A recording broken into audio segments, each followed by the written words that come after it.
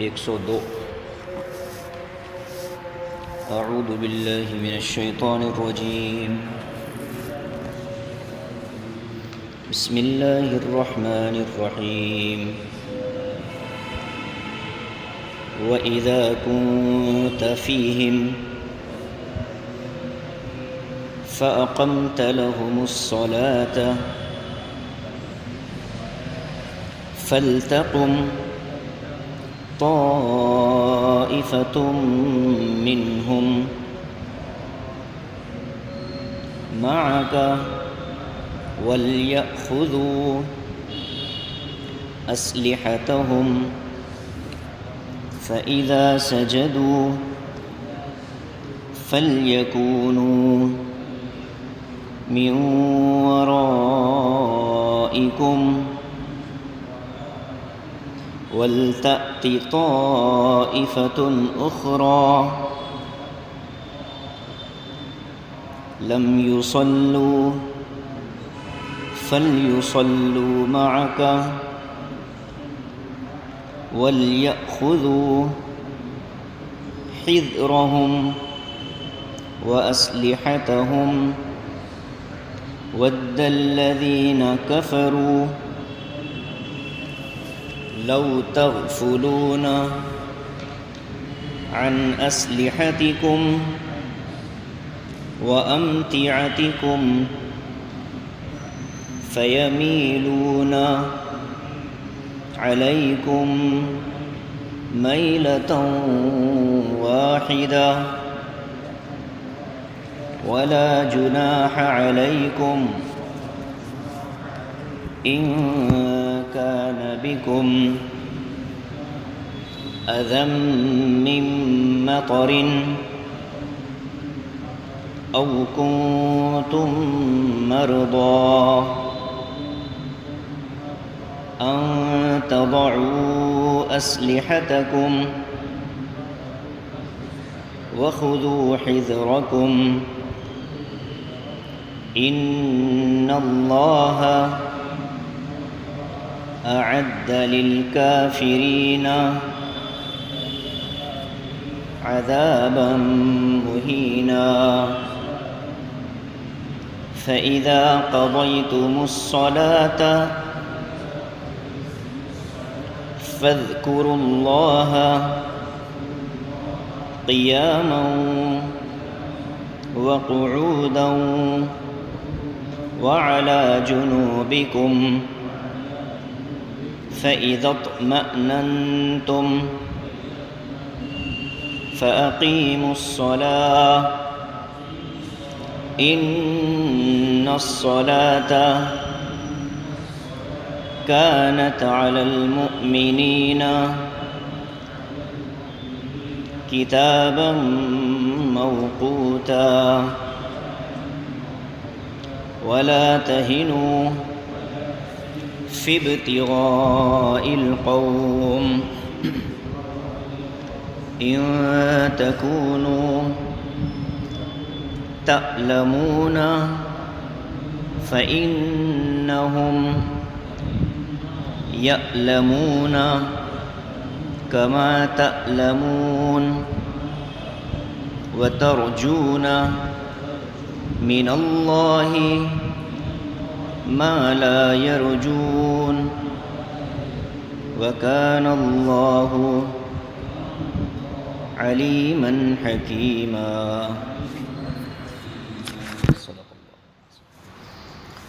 دیکھیے ترجمہ وَإِذَا كُنْتَ فِيهِمْ فَأَقَمْتَ لَهُمُ الصَّلَاةَ فَلْتَقُمْ طَائِفَةٌ مِّنْهُمْ مَعَكَ وَلْيَأْخُذُوا أَسْلِحَتَهُمْ. گزشتہ بھی اس آیت کا ترجمہ ہوا تھا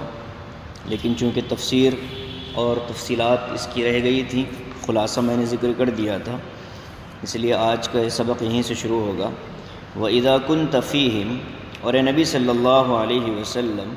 حالت جنگ میں جب آپ ان کے درمیان ہوں یعنی مسلمانوں کے، فَأَقَمْتَ لَهُمُ الصَّلَاةَ، پھر آپ ان کو نماز پڑھانے کے لیے کھڑے ہوں، فَلْتَقُمْ طَائِفَةٌ مِّنْهُمْ مَعَكَ، تو مسلمانوں میں کی ایک جماعت آپ کے ساتھ نماز میں کھڑی ہو جائے. وَلْيَأْخُذُوا أَسْلِحَتَهُمْ، اور نماز کی حالت میں اپنے اسلحے بھی ساتھ رکھ لیں، ہتھیار بھی ساتھ رکھ لیں۔ فَإِذَا سَجَدُوا، جب وہ ایک رکعت کا سجدے کر لیں، فَلْيَكُونُوا مِنْ وَرَائِكُمْ، تو پھر وہ پیچھے چلے جائیں آپ کے، وَلْتَأْتِ طَائِفَةٌ أُخْرَى، پھر دوسری جماعت آئے، لم یصلوا، جن لوگوں نے اب تک نماز نہیں پڑھی، فَلْيُصَلُّوا مَعَكَ، تو پھر وہ آپ کے ساتھ نماز پڑھ لیں، وَلْيَأْخُذُوا حِذْرَهُمْ وَأَسْلِحَتَهُمْ، اور ان کو بھی چاہیے کہ یہ اپنی حفاظت کا سامان اور اپنے ہتھیار ساتھ رکھ لیں۔ وَدَّ الَّذِينَ كَفَرُوا، اس لیے کہ کافر یہ چاہتے ہیں، لَوْ تَغْفُلُونَ عَنْ أَسْلِحَتِكُمْ، کہ آپ مسلمان اپنے ہتھیار اور اپنے ساز و سامان سے غافل ہوں، فَيَمِيلُونَ عَلَيْكُمْ مَيْلَةً وَاحِدَةً، تو اچانک ایک بارگی وہ تم پر حملہ کر دیں۔ وَلَا جُنَاحَ عَلَيْكُمْ إِن كَانَ بِكُمْ أَذًى مِّن مَطَرٍ، اور تم پر یعنی مسلمانوں پر کوئی گناہ نہیں ہے اگر کوئی تکلیف ہو، جیسے بارش ہو یا مریض ہو، ان تضعوا اسلحتکم، کہ تم اپنا اسلحہ نماز کی حالت میں چھوڑ دو، ہتھیار نہ لو۔ وخذوا حذرکم، ہاں البتہ حفاظت کا سامان لے لو۔ ان اللہ اعد للکافرین عذابا مہینا، یقیناً اللہ تبارک و تعالی نے کافروں کے لیے رسوا کرنے والا عذاب تیار کر رکھا ہے۔ فَإِذَا قَضَيْتُمُ الصَّلَاةَ، پھر جب تم نماز سے فارغ ہو جاؤ، فَاذْكُرُوا اللَّهَ قِيَامًا، اللہ کو یاد کرو کھڑے کھڑے، وَقُعُودًا، بیٹھے بیٹھے، وَعَلَىٰ جُنُوبِكُمْ، اور لیٹے لیٹے، فَإِذَا اطْمَأْنَنْتُمْ، پھر جب تم اطمینان کی حالت میں آ جاؤ، امن پالو، فَأَقِیمُوا الصَّلَاةَ، تو نماز کو پھر قائم کرو اس کی اصلی حالت پر۔ إِنَّ الصَّلَاةَ كَانَتْ عَلَى الْمُؤْمِنِينَ كِتَابًا مَوْقُوتًا، یقیناً نماز ایمان والوں پر مقررہ وقت پر فرض کی گئی۔ وَلَا تَهِنُوا فِي ابْتِغَاءِ الْقَوْمِ، اور اے مسلمانوں دشمن کا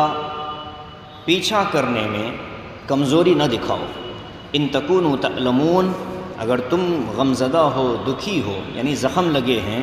فإنہم یعلمون کما تعلمون، تو ان دشمنوں کو بھی تو زخم لگے ہیں جیسے تم کو زخم لگے۔ وترجون من اللہ ما لا یرجون، فرق یہ ہے کہ تم اللہ تبارک و تعالی سے اس اجر و ثواب کی امید لگاتے ہو جس کی امید وہ نہیں لگاتے۔ وکان اللہ علیما حکیما، اللہ تبارک و تعالی کمال علم والے اور کمال حکمت والے ہیں۔ یہ 3 آیتیں ہیں جن میں سے 2 آیتیں ایک ہی مضمون سے متعلق ہیں، اور اس کے بعد کی آخری آیت پچھلے مضمون سے متعلق ہے۔ اس کو میں نے آج کے سبق میں اس کو لے لیا ہے۔ بات یہ تھی کہ گزشتہ جو آیت نمبر 101 ہم پڑھے ہیں، اس میں اللہ تبارک و تعالی نے سفر کے وقت میں نماز کا طریقہ بتلایا تھا کہ حالت سفر میں نماز کتنی ہوگی۔ پھر اس کی کچھ تفصیلات میں نے عرض کی تھی کہ کتنے سفر پر آدمی کو شرعی طور پر مسافر سمجھا جائے گا اور مانا جائے گا، اور پھر اس مسافر کے احکام کیا ہیں، کتنی نمازیں، کون سی نمازیں وہ قصر کر کے پڑھے گا اور کون سی نمازیں وہ پوری کرے گا۔ اسلام نے بہت سارے احکام میں مسافر کو معذور مانا گیا ہے، روزے کے لیے اور جمعہ کے لیے، نماز کو مکمل طور پر پڑھنے کے لیے۔ ان احکام میں بھی مسافر کا خیال رکھا گیا ہے، رعایت رکھی گئی ہے، تاکہ عبادت جتنی ہو یکسوئی کے ساتھ ہو اور اللہ کی طرف مکمل توجہ کے ساتھ آدمی کرے۔ کچھ باتیں گزشتہ عرض کی گئی۔ اب اس آیت کے اندر اللہ تبارک و تعالی ایک ایسی خاص کیفیت کو بیان فرماتے ہیں کہ جو عام طور پر پیش آ جاتی ہے حالت جہاد میں۔ میدان جنگ میں جب ایک مسلمان جماعت اور لشکر مقابلے میں اللہ کے باغی، اللہ کے دشمنوں کو دیکھتا ہے تو اس کی کچھ شکلیں ہوتی ہیں، یا تو جنگ ہو رہی ہوتی ہے، یا ابھی جنگ شروع نہ ہوئی ہوتی ہے لیکن دونوں جماعتیں ایک دوسرے کے مد مقابل آ چکی ہوتی ہیں۔ کبھی مبارزت چلتی ہے، مبارزت کا مطلب ہے ادھر سے ایک آدمی آیا، ادھر سے ایک آدمی آیا، جیسے عمرو ابن عبد ود کا واقعہ حضرت علی رضی اللہ تعالیٰ عنہ سے آتا ہے۔ غزوہ خندق میں وہ خندق پھلانگ کر آیا تھا تو حضرت علی نے اس کو جہنم رسید کر دیا تھا۔ عمرو ابن عبد ود جو کافر تھا مکے کا اور سب سے زیادہ طاقتور انسان تھا، جس کے بارے میں آتا ہے کہ وہ گھوڑے پر بیٹھتا تو اس کے پیر زمین پر لگتے تھے، اتنا لمبا قد تھا اس کا، اور معمولی گھوڑا اس کا وزن نہیں برداشت کر پاتا تھا، جو صحیح عربی النسل طاقتور گھوڑا ہوتا تھا وہی اس کے بوجھ کو برداشت کر پاتا تھا۔ اس نے جست لگا کر خندق کو پار کیا اور حضرت علی نے اس کو جہنم واصل کیا تھا۔ تو کبھی یہ کیفیت ہوتی ہے کہ لڑائی ابھی شروع نہیں ہوتی، لیکن دونوں طرف سے جانباز اور بہادر لوگ اپنی بہادری بتلانے کے لیے میدان میں آتے ہیں، انفرادی لڑائی جس کو کہتے ہیں۔ کبھی یہ ہوتا ہے کہ ابھی خیمے لگ رہے ہوتے ہیں، ابھی ہتھیار مجاہدین کے ہاتھوں میں نہیں ہوتے، تو یہ مختلف کیفیتیں ہوتی ہیں، لیکن ظاہر ہے کہ جو بھی کیفیت ہوگی، نماز کا وقت آئے گا تو نماز تو بہرحال پڑھنی ہوگی۔ جنگ اگر شروع ہو جائے اور ہتھیار بالکل تیار ہوں اور مقابلے پر دشمن آ چکا ہو، ایسی صورت میں بھی اسلام نے نماز کو معاف نہیں کیا ہے، بلکہ کہا ہے کہ اس کا ایک طریقہ ہے، اس طریقے کے حساب سے نماز پڑھ لی جائے، اور اسی طریقے کو اس آیت کے اندر بتلایا گیا ہے۔ کیا طریقہ ہے؟ نبی کریم صلی اللہ علیہ وسلم کو خطاب کر کے امت کو حکم دیا کہ جب نبی نماز پڑھانے کے لیے کھڑے ہو جائیں تو ایسا تو نہیں کہ سارا لشکر آ کر حضور کے پیچھے نماز میں کھڑا ہو جائے، پھر تو یہ ہوگا کہ دشمن آئے گا اور آ کر کے سارے لشکر کو ختم کر دے گا۔ تو اللہ تبارک و تعالی نے اس مسئلے کا حل یوں بتلایا کہ ایک لشکر کو دو جماعتوں میں بانٹ دیا جائے، ایک گروہ دشمن کے مقابلے میں کھڑا رہے اور دوسرا گروہ آ کر کے نبی پاک صلی اللہ علیہ وسلم کے پیچھے نماز میں شامل ہو جائے۔ حضور ایک رکعت پڑھا دیں گے، ایک رکعت کے جب دونوں سجدے مکمل ہو جائیں گے، جب کھڑے ہوں گے دوسری رکعت کے لیے، تو وہ جو پہلی رکعت میں شامل ہونے والی جماعت تھی وہ واپس چلی جائے گی لشکر کی طرف، اور حفاظت پر جو جماعت تھی وہ آ کر حضور کے ساتھ نماز میں شامل ہو جائے گی۔ اس کے بعد حضور دوسری رکعت مکمل کریں گے، تو دوسری رکعت مکمل کرنے کے بعد اب یہ جو لشکر ہے یہ بھی اپنی نماز اپنی حالت پر پوری کرے گا، اور پہلے جو لشکر گیا ہے وہ بھی اپنی نماز اپنی حالت پر ہی پوری کر دے گا۔ تو یہ صلاۃ الخوف کہتے ہیں، اس نماز کو صلاۃ الخوف کہتے ہیں، خوف کی نماز۔ خوف کی نماز کا مطلب یہ نہیں کہ ڈر اور اندیشے کی وجہ سے نماز میں کمی ہوگی، نہیں، بلکہ اسلام نے اندھا دھن کسی معاملے کو کرنے سے بھی منع کیا ہے۔ اسلام نے یہ نہیں کہا کہ کچھ بھی ہو جاؤ میں فرشتوں کے ذریعے تمہاری حفاظت کروں گا، تم نماز پڑھتے رہو، یہ نہیں کہا اسلام نے۔ اسلام نے کہا تم آدھے حفاظت میں کھڑے ہو جاؤ اور آدھے نماز پڑھ لیا کرو، یعنی عملی طور پر امت کو متحرک رکھا گیا ہے۔ عمل سے بیگانہ ہو کر تسبیح لے کر ذکر اذکار اور وظائف کے ذریعے سے کبھی کامیابی امت کو نہیں ملی، صرف دعاؤں کے ذریعے سے کبھی کامیابی یہ نبی کو مخاطب کر کے بتلایا گیا۔ ظاہر ہے کہ اللہ کے نبی سے زیادہ اللہ کا تعلق کس سے رہا ہو، لیکن ایسی بابرکت شخصیت اور ذات کو بھی یہ پابند کیا جا رہا ہے کہ آپ بھی اسباب اور وسائل کو چھوڑ کر ہمارے ذات پر بھروسہ ہرگز نہ کریں، بلکہ آپ آگے جو الفاظ ہیں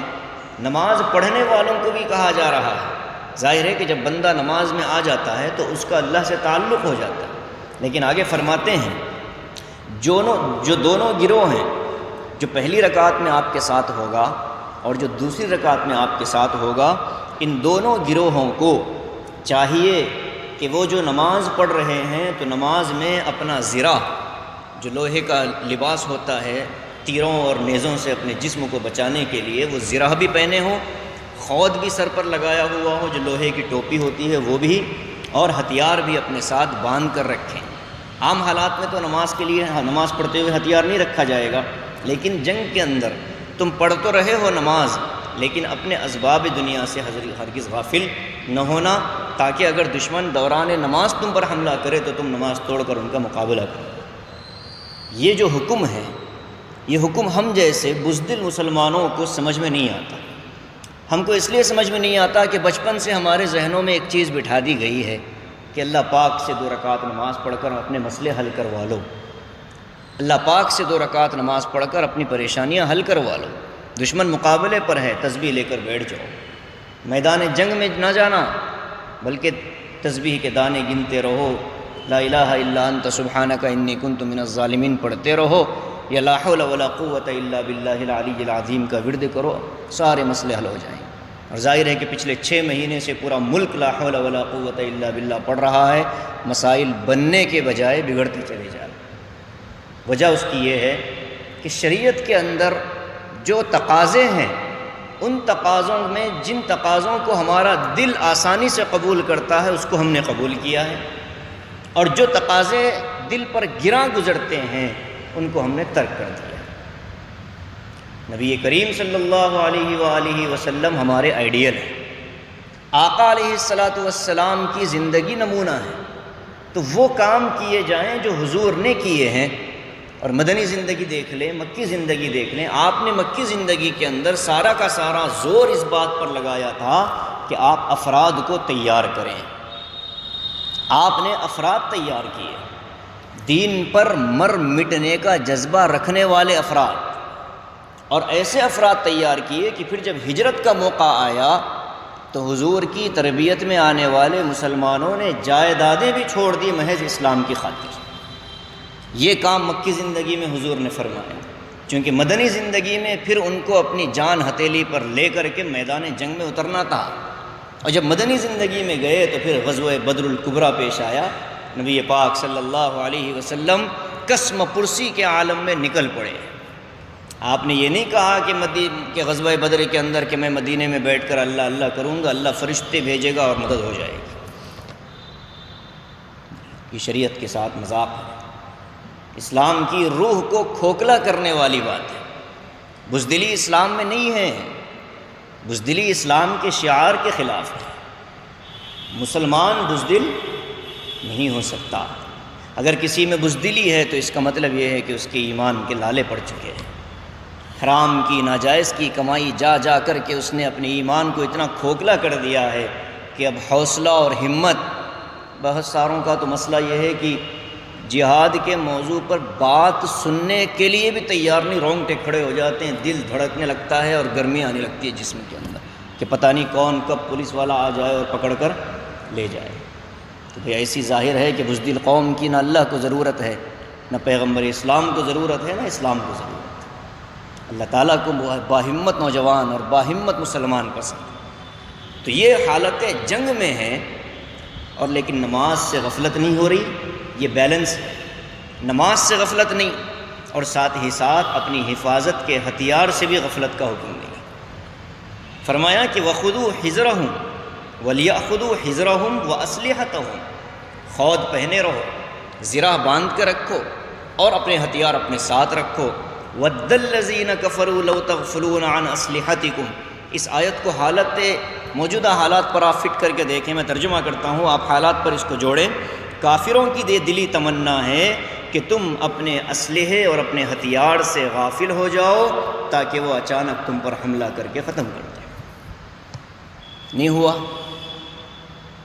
یہاں ملک کے حالات دیکھ لیں، عالمی پیمانے پر مسلمانوں کو ہتھیار رکھنے قانونی طور پر بھی جس کی اجازت ہے، جس کو ہماری اصطلاح میں کہتے ہیں سیلف ڈیفنس، اس کے لیے بھی ہتھیار رکھنے کی اجازت دی گئی ہے قانون میں۔ اور ایسے شہر میں کئی ایسے لائسنسڈ ہتھیار والے ہیں شہر کے اندر جن کی تعداد 120 یا 130 کے قریب بتائی جاتی ہے ہمارے اپنے شہر میں، اور افسوس کا مقام یہ ہے کہ اس میں سے 4-5 بھی مسلمان نہیں ہیں، بقیہ سارے غیر مسلم۔ تو اس کا مطلب یہ ہے کہ ہم لوگوں نے بزدلی اور شعار، اپنے کمزوری اور زنانہ پن کو اپنا شعار بنا لیا ہے۔ ہر معاملے میں کمزوری ظاہر کرنا، ہر معاملے میں بزدلی ظاہر کرنا، ہر معاملے میں کمپرومائزنگ کا مزاج بنا لینا۔ پھر ایک وقت آئے گا کہ سیکریٹریٹ کی مسجدوں کا وعدہ بھی وہی کوڑے دان میں چلا جائے گا، اور پھر بابری مسجد کی شہادت کا جو زخم امت کو ملا ہے، ہم اس زخم کو اگلی نسل تک منتقل کرنے کے لیے بھی تیار نہیں ہیں۔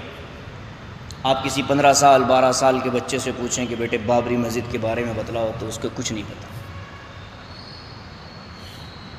پھر ایک نسل مر جائے گی، دوسری نسل اٹھے گی، اس کو تو پتہ بھی نہیں ہوگا کہ یہاں کچھ تھا، یہاں اللہ کا نام لیا جاتا تھا، اللہ کی بڑائی کی گن یہاں سے گائے جاتے تھے۔ اور پھر دھیرے دھیرے دھیرے دھیرے وہ تاریخی ورثے اور اللہ کے نام پر آباد کی جانے والی زمینیں بھی ہمارے ہاتھوں سے نکلیں۔ کم سے کم درجے میں نئی نسل کو بتلایا جائے کہ تمہارے پاس کیا کیا تھا، گھروں میں بڑے بڑے تغرے لگائیں بابری مسجد کے اور لکھیں اس پر کہ اس کی شہادت کی تاریخ 1992 ہے۔ قانوناً کوئی جرم نہیں کر رہے آپ کی ایک قیمتی چیز آپ کے پاس سے چلی گئی تو آپ اس کی تصویر لگانا جرم نہیں ہے، تاکہ جو نسل گھر میں پروان چڑھ رہی ہے اس نسل کو پتہ تو چلے کہ یہ بھی ایک عمارت تھی جس کو ظالمانہ طور پر اور اس کے ظالمانہ انہدام کا اقرار بھی سپریم کورٹ نے کیا تھا۔ وہ خود بھی تو کہتی ہے کہ غیر قانونی طور پر توڑی گئی، لیکن آستھا کی بنیاد پر ہم فیصلہ کر دیتے ہیں، اور آخرت میں جو فیصلے ہوں گے وہ ایمان کی بنیاد پر ہوں گے۔ تو ہم جیسوں کے لیے بہت خطرہ ہے، ہم جیسے بزدلوں کے لیے بہت خطرہ ہے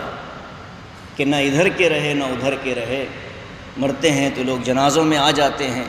قبرستان میں دفنا دیتے ہیں، چلے جاتے ہیں، پھر ہمارے اصلی ایمان اور ایمانی غیرت کا امتحان وہاں شروع ہوتا ہے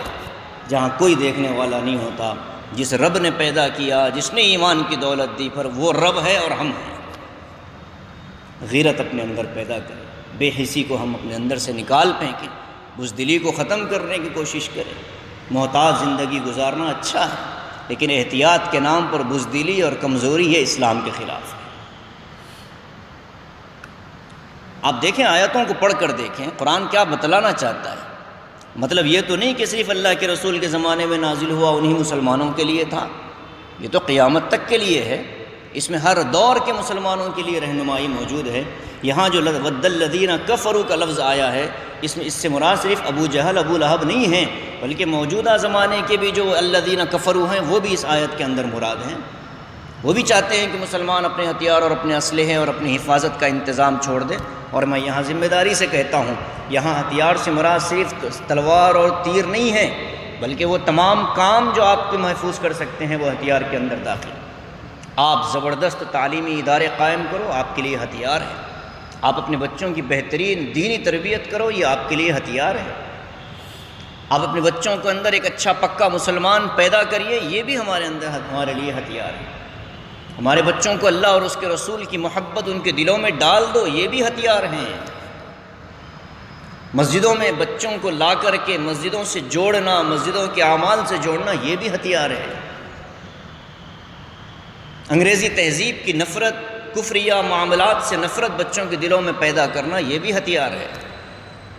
اور کافر یہ چاہتے ہیں کہ ہم یہ سارے ہتھیاروں سے دور ہو جائیں تاکہ پھر وہ اچانک ہم پر حملہ کریں۔ تو پھر میں نے اس سے پہلے بھی بتلایا تھا کہ ایک شخص مرتد ہوتا ہے میرٹھ کا، جس کا پرانا نام محی الدین تھا، اس نے ارتداد کے بعد 15 سالوں کے اندر تقریباً 20,000 مسلمان نوجوانوں کو مرتد بنا دیا۔ یہ کون نوجوان ہیں؟ یہ وہ نوجوان ہیں جن کے ماں باپ نے ان کی حمیت اور غیرت کے بغیر تربیت کی۔ دینی حمیت اور دینی غیرت اس وقت پیدا کرنا نہایت ضروری ہے۔ شریعت کے مسائل انسان معلوم کرتا ہے، لیکن حمیت اس کے اندر پیدا ہو جائے یہ بہت کم ہوتا ہے۔ قرآن کی آیتیں دعوت دے رہی ہیں کہ آپ نماز کی حالت میں بھی اپنے ہتھیار ساتھ رکھو، حالت جنگ میں، اور اگر بیماری ہے یا بہت زیادہ بارش ہو رہی ہو تو پھر ہتھیار رکھ کر کے نماز پڑھنا، لیکن ایسی صورت میں بھی اپنا حفاظت کا جو سامان ہے، خود اور زرہ، وہ ضرور پہنے رہنا۔ ان اللہ اعد للکافرین عذابا مہینا۔ اللہ کرے کہ اللہ یہ آیت کا یقین ہمیں پیدا فرما دے۔ اللہ فرماتے ہیں کہ یقیناً اللہ تبارک و تعالی نے نافرمانوں کے لیے رسوا کرنے والا عذاب تیار کر رکھا ہے۔ مفسرین فرماتے ہیں کہ ایک تو تمہارے ہاتھوں سے بھی اللہ ان کو ذلیل کرے گا، اور پھر آخرت کی ذلت یہ تو مقدر ہے۔ بس مسلمان تھوڑے چوکنا رہے اور اللہ پاک کے احکام پر عمل کرنے کی 100% کوشش کرے اور اپنے تعلق اور دل کو اللہ سے جوڑ لے، تو انشاءاللہ ہماری ہی ہاتھوں اللہ پاک دنیا کا ایک نظام برابر کر دے گا۔ اب فرماتے ہیں نماز چونکہ اللہ کا ذکر ہے، نماز چونکہ اللہ کی یاد کے لیے قائم کی گئی ہے، سورہ طٰہٰ میں آتا ہے اقم الصلاۃ لذکری، میری یاد کے لیے نماز قائم کرو۔ تو ظاہر ہے کہ نماز جب اللہ کا ذکر ہے اور ہم نے سفر کے اندر 2 رکعتیں پڑھی اور حالت جنگ کے اندر ہم نے 1 رکعت پڑھی اور دوسری رکعت چھوڑی، لہٰذا کیا ہو گیا؟ حالت جنگ کے اندر ہم نے ایک رکعت چھوڑی اور دوسری رکعت پڑھی، لہٰذا ہماری جو ذکر والی کیفیت تھی اس میں کمی پیدا ہو گئی۔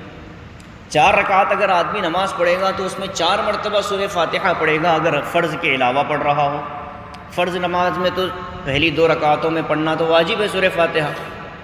اور دوسری 2 رکعتوں میں پڑھنا مستحب ہے۔ فرض کی پہلی 2 رکعتوں میں سورہ فاتحہ کا پڑھنا ضروری ہے، نہیں پڑھیں گے نماز نہیں ہوگی، اور آخری کی جو 2 رکعتیں ہوں گی اس میں سورہ فاتحہ کا پڑھنا مستحب ہے، لیکن اتنی دیر کھڑے رہنا ضروری ہے جتنی دیر سورہ فاتحہ پڑھی جاتی ہے۔ لیکن نفل اور سنتیں جو ہیں ان میں 4 رکعتوں میں سورہ فاتحہ پڑھی جاتی ہے، 4 رکعتوں میں سورت کو ضم کیا جاتا ہے۔ تو ظاہر ہے کہ جب آدمی نے فرض کی پہلی 2 رکعتیں پڑھی تو آخری کی 2 رکعتیں چھوٹی۔ کیا کیا چھوٹا اس کا؟ 2 سورہ فاتحہ چھوٹ گئے، رکوع کی تسبیحات چھوٹ گئی، اور قومے کی تسبیح چھوٹ گئی، اور تکبیرات انتقال جو ہوتی ہیں اللہ اکبر، یہ تکبیرات انتقال اس کی چھوٹ گئی، اور اس کے بعد اس نے نماز کو آدھا پڑھا ہے تو ذکر میں کمی پیدا ہو گئی۔ اب اللہ فرماتا ہے کہ ذکر کی جو کمی نماز کے اندر ہوئی تھی، فَإِذَا قَضَيْتُمُ الصَّلَاةَ، جب تم نماز پڑھ کر فارغ ہو جاؤ، فَاذْكُرُوا اللَّهَ قِيَامًا،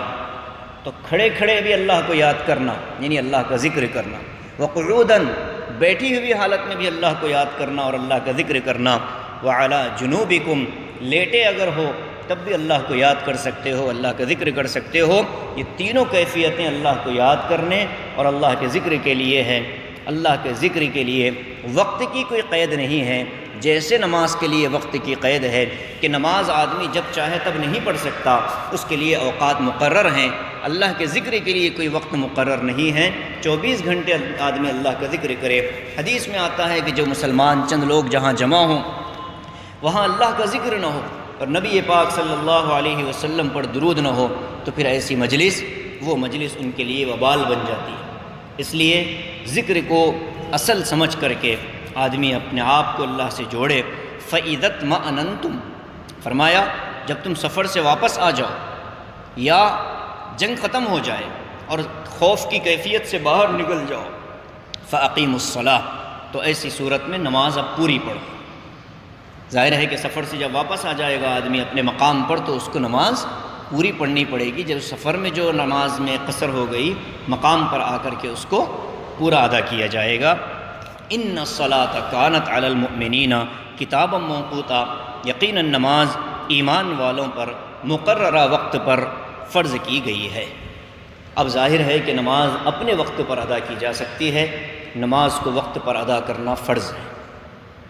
وقت پر نماز کو ادا کرنا فرض ہے۔ اگر کسی شخص نے بغیر کسی شرعی عذر کے نماز کو اپنے وقت سے مؤخر کر دیا یا ٹال مٹول سے کام لیا تو وہ گناہ کبیرہ کا مرتکب ہے۔ زنا سے بھی بڑا گناہ ہے نماز کا چھوڑ دینا، چوری سے بھی بڑا گناہ ہے نماز کا چھوڑ دینا، شراب سے بھی بڑا گناہ ہے نماز کا چھوڑ دینا۔ لیکن ہم شرابی کو تو قریب نہیں آنے دیتے، زانی کو تو قریب نہیں آنے دیتے، اور بے نمازی ہمارا قریبی دوست بنتا ہے۔ ظاہر ہے کہ جیسا دوست ہوگا ویسے دل کی کیفیت ہوگی، اور انسان کو کسی سے بدگمان نہیں ہونا چاہیے کہ اس نے نماز نہیں پڑھی ہے۔ ہو سکتا ہے کہ اس نے کسی اور جگہ پڑھ لی ہوگی، یا ہو سکتا ہے کہ کسی اور جگہ پڑھتا ہوگا۔ بدگمانی بہرحال نماز کے سلسلے میں کسی سے نہیں ہونی چاہیے۔ اکثر و بیشتر ہوتا ہے دکاندار حضرات کاروبار میں بیٹھے رہتے ہیں اور اپنے بچوں کی نماز کی فکر ان کو لاحق رہتی ہے، تو وہ کسی کو کسی مسجد بھیج دیتے ہیں، کسی کو کسی مسجد بھیج دیتے ہیں۔ تو احباب کے ذہن میں یہ بات آ سکتی ہے کہ شاید انہوں نے نماز اڑا دی ہے، تو اس طرح کا غلط خیال، کسی کے بارے میں بدگمانی نہیں ہونی چاہیے۔ آگے کی آیت ہے وَلَا تَهِنُوا فِي ابْتِغَاءِ الْقَوْمِ۔ ایک بات اوپر کی سن لیں، جبرائیل علیہ السلام نے اللہ کے رسول پر جس وقت نمازوں کی فرضیت کی آیتیں اور نمازوں کی فرضیت ابھی نازل نہیں ہوئی تھی، اس سے پہلے ہی حضرت جبرائیل نے نبی پاک صلی اللہ علیہ وسلم کے پاس آ کر کے مکہ مکرمہ کعبۃ اللہ کے سائے میں جبرائیل نے 5 نمازیں حضور کو پڑھوائی تھی۔ پھر دوسرے دن آئے، دوسرے دن آ کر کے پھر 5 نمازیں پڑھائیں۔ تو نبی پاک صلی اللہ علیہ وسلم نے پوچھا تم نے پہلے دن جو نماز پڑھائی وہ الگ وقت میں پڑھائی تھی، اب جو پڑھائی ہے یہ الگ پڑھائی ہے؟ تو حضرت جبرائیل نے فرمایا پہلے جو میں نے نماز پڑھائی تھی وہ ان نمازوں کی ابتدائی اوقات تھے، اور بعد میں نے جو نماز پڑھائی ہے وہ ان نمازوں کے انتہائی اوقات ہیں، آپ کو بس انہی دونوں کے درمیان میں اپنی نمازیں پڑھنی ہیں۔ تو فجر کا وقت بھی اللہ کے رسول کے زمانے میں متعین ہو چکا ہے، عصر کا وقت بھی متعین ہو چکا ہے، ظہر کا وقت بھی متعین ہو چکا ہے، اور کہتے ہیں کہ عشاء کا وقت بھی متعین ہو چکا ہے۔ دوسری بات، یہ ایک مسلکی بات ہے،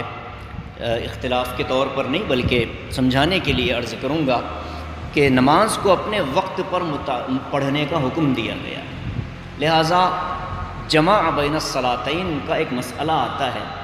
اس کا مطلب یہ ہے کہ ایک وقت میں دو نمازیں پڑھ لینا، اس کا کیا مسئلہ ہے؟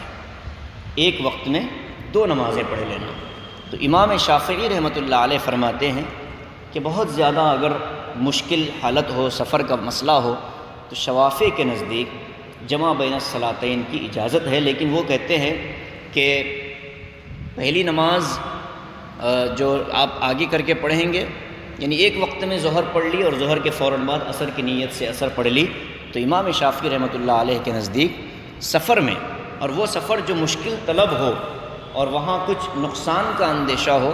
تو کہتے ہیں کہ میرے نزدیک اس کی گنجائش ہے، اللہ کے رسول نے ایک سفر میں ایسا کیا تھا۔ امام ابو حنیفہ رحمۃ اللہ علیہ فرماتے ہیں کہ نہیں، حضور نے جو یہ کیا تھا وہ ایک مجبوری کے تحت کیا تھا، آپ کا وہ عمل آپ کی زندگی میں صرف ایک مرتبہ ثابت ہے، آپ نے ہمیشہ وہ عمل نہیں کیا، لہٰذا امام ابو حنیفہ فرماتے ہیں کہ ایک وقت میں ایک ہی نماز پڑھی جائے گی، ایک وقت میں دو نمازیں نہیں پڑھی جائیں گی۔ دوسری بات امام صاحب فرماتے ہیں کہ اگر پڑھنا ہی ہو وقت کی تنگی کی وجہ سے، تو ظہر کی نماز کو آخری وقت میں پڑھ لیں،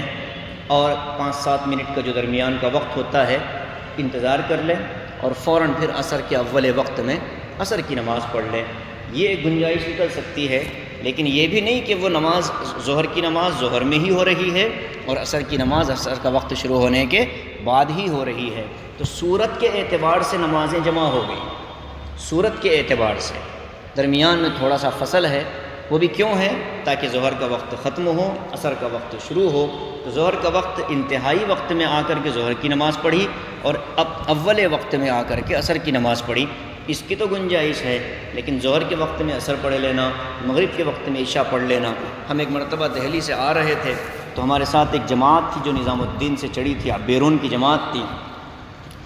تو عرب حضرات تھے، ہم علماء بیٹھے تھے، تو وہ آئے ہماری بوگی میں، مغرب کی نماز کا وقت تھا، ہم نے مغرب پڑھی، تو ہمارے جیسے ہم پڑھ کر فارغ ہوئے تو ان لوگوں نے اللہ اکبر کہہ کر پھر جماعت مان لی، تو وہ عشاء پڑھ گئے، عشاء پڑھ لی ان لوگوں نے، اور اس کے بعد پھر وہ فارغ ہو گئے، تعلیم ہوتی رہی، ہماری بات چیت ہوتی رہی، وقت گزرا، عشاء کا وقت جب آیا تو وہ عرب جماعت میں کچھ ہوتے ہیں ہر طرح کے لوگ، ایک صاحب آئے اور آ کر ایسے دور سے دیکھنے لگے اور کہنے لگے احناف مساکین، احناف مساکین، چونکہ ٹرین رک نہیں رہی تھی تاکہ نماز پڑھیں، اور بہت تیزی میں جا رہی تھی، تو ٹھہرنا بھی ٹرین کے اندر جو ہے مشکل ہو رہا تھا، تو ساتھی کہنے لگے کہ احناف بیچارے احناف، تو کیوں؟ بولے ہم لوگوں نے تو مغرب کے وقت میں عشاء پڑھ لی، اور آپ لوگ عشاء کے لیے ٹرین کے رکنے کا انتظار کر رہے ہیں۔ تو وہ چونکہ حنبلی مسلک کے تھے، ان کے نزدیک اس کی اجازت تھی، ان لوگوں نے پڑھی، لیکن ہم چونکہ فقہ کے اندر امام اعظم ابو حنیفہ رحمۃ اللہ علیہ کو فالو کرتے ہیں اور ان کے علم پر اعتماد کرتے ہیں، ان کے فتوے پر چلتے ہیں، لہذا ہم اس بات کا خیال رکھیں کہ ہر نماز کو اپنے اپنے وقت پر ہی پڑھا جائے گا۔ اگر کوئی شافعی ہے، اس کی امام نے اجازت دی ہے کہ وہ ایک وقت میں دو نمازیں اگر پڑھنا چاہے پڑھ سکتا ہے، لیکن عام حالات میں اس کی اجازت نہیں ہے۔ سفر کے وقت میں، جس سفر میں کسی سواری کے چھوٹنے کا اندیشہ، بس یہ کنڈیشن ہے، ایسا نہیں کہ میٹنگ میں بیٹھے ہیں اور بات چیت ہو رہی ہے اور موقع آیا چلو پڑھ لو دھڑ دھڑ رکھ، شادی ہے، نوشا کو کہا گیا کہ بھائی مغرب کے ساتھ عشاء پڑھ لو، اب دیکھا جائے گا، نہیں، وہ کچھ شرائط ہیں، ان شرائط کے ساتھ اس کی امام شافعی نے اجازت دی۔ وَلَا تَهِنُوا فِي ابْتِغَاءِ الْقَوْمِ، آگے ایک حکم آ رہا ہے، یہ حکم متعلق ہے بالکل پہلے سے، جہاں